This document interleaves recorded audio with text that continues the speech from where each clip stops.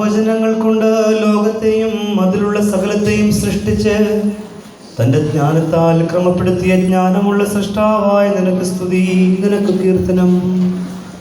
നിന്റെ പുത്രൻ 6 ദിവസം കൊണ്ടെല്ലാ സൂചനകളും നിറവേറ്റി സൃഷ്ടിയെ പുതുക്കി. ആ പരമ സ്വതന്ത്രനായ കർത്താവ് വെള്ളിയാഴ്ച അറുതിയില്ലാത്ത അനുസരണത്താൽ ആദിപിതാവായ ആദാമിൻ്റെ ആജ്ഞാലംഘനത്തിന് പരിഹാരം ചെയ്തു.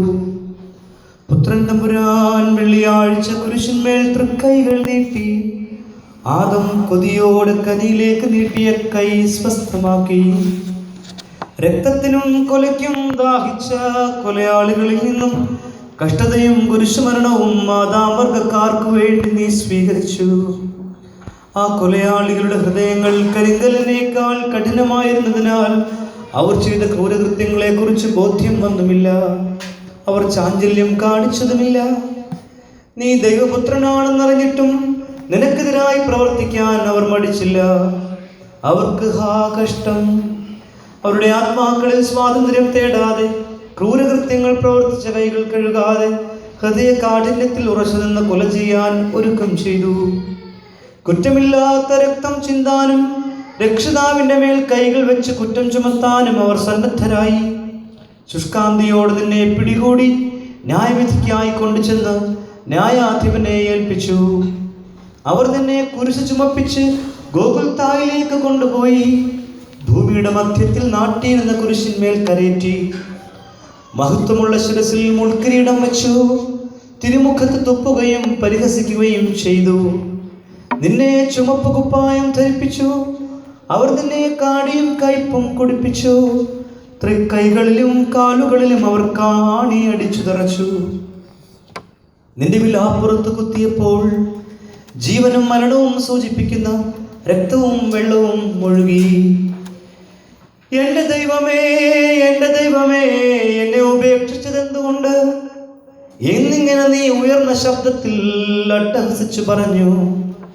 നിന്റെ ശബ്ദത്താൽ ഭൂമി കുലുങ്ങി, പാറ പൊളിഞ്ഞു, സൂര്യൻ ഇരുണ്ടുപോയി, തീക്കൽ പാറകൾ പൊട്ടിച്ചിതറി, ദൈവാലയത്തിലെ തിരശീല അടിമുതൽ മുടിവരെ കീറി.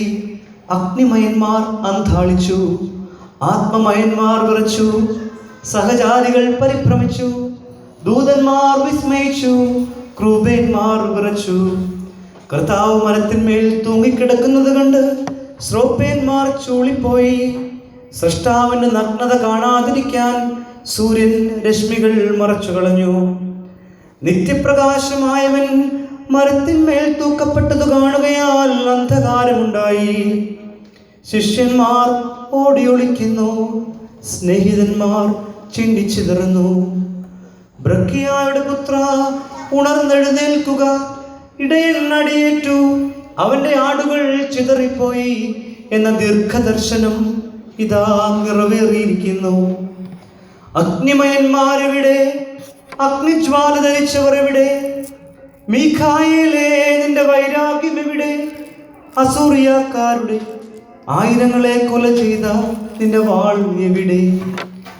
ദൂതന്മാരുടെ തലവനായ ഗബ്രിയേലേ, നിന്റെ ഉഗ്രത എവിടെ?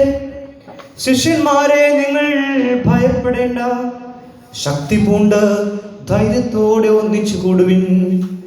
ഇന്ന് ഗുരു അടിയേൽക്കുന്നെങ്കിലും ദീർഘദർശി തന്നെ കുറിച്ച് പറഞ്ഞ പ്രകാരം ഞായറാഴ്ച താൻ ഉയർത്തെഴുന്നേൽക്കും. ശിമയോനേ, നീ എവിടെ ഓടിപ്പോകുന്നു? യോഹന്നാനേ, നീ എവിടേക്കോടുന്നു? ബർത്തുൽമായേ, നീ എവിടേക്ക് ഓടി ഒളിക്കുന്നു? തോമായേ, നീ എവിടേക്ക് മാറുന്നു? ഫിലിപ്പോസേ, നീ എവിടേക്ക് അകലുന്നു? അന്ത്രയോസേ, നീ എന്തിനു ദുഃഖിക്കുന്നു? ലാബി, നീ എന്തിന് കരയുന്നു?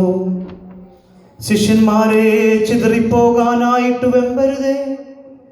ഇന്ന് നിങ്ങൾ ഓടിപ്പോയാലും ഞായറാഴ്ച നിങ്ങൾ ഒന്നിച്ചു കൂടും. ഇന്ന് ഭയത്താൽ ഒളിക്കുന്നതിനുള്ള ഓട്ടമാണ്, ഞായറാഴ്ച ആനന്ദത്തിനുള്ള കൂട്ടമാണ്.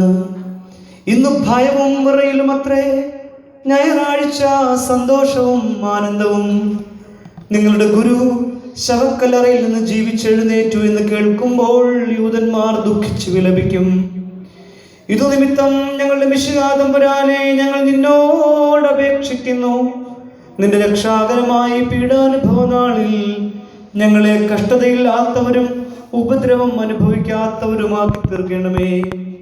എല്ലാ പാപവികാരങ്ങളിൽ നിന്നും ഞങ്ങളെ വേർപെടുത്തണമേ. നിന്റെ ദിവ്യശക്തിയാലും നിന്റെയും നിന്റെ പിതാവിന്റെയും പരിശുദ്ധ റൂഹായുടെയും കൃപയാലും ശത്രുവിന്റെ വ്യാപാരങ്ങളാലും ഞങ്ങൾ ജയിക്കുമാറാകണമേ. ബാറക്കുമോർ ഹോശോ വബകുൽ സുബ്ഹാൻ ലോൽമീൻ.